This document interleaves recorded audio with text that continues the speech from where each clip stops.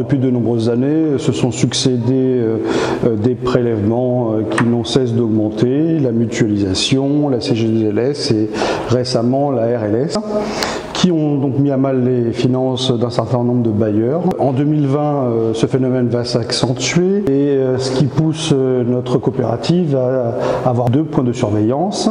Le premier sur l'endettement de l'organisme et le deuxième, la surveillance de l'autofinancement. Pour cela, on a procédé à un recalage du plan stratégique de patrimoine par une maîtrise des dépenses de fonctionnement un peu plus accrue que d'habitude et par la recherche de nouvelles ressources de financement comme les exonérations de taxes foncières non bâties et des certificats d'énergie afin de permettre une soutenabilité de notre plan stratégique de patrimoine entre 2020 et 2026. Et grâce à ce nouveau levier que sont ces nouvelles ressources de financement, on a stabilisé l'autofinancement, ce qui nous permet pour les 6 ans à venir de maintenir notre investissement à l'identique. Pour nous, puisqu'on est passé d'un statut office HLM à coopérative, ça a d'abord immédiatement induit un changement de comptabilité. On est passé d'une comptabilité publique à une comptabilité commerciale, ce qui est un changement fondamental au sein d'une structure.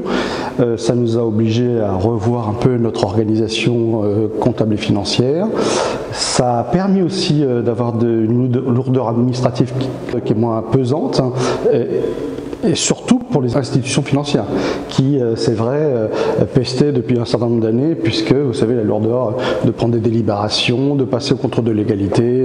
Donc voilà, ça c'est vrai que ça a facilité ce travail, ce passage-là. Du côté de nos locataires, ils ont une très bonne image des coopératives.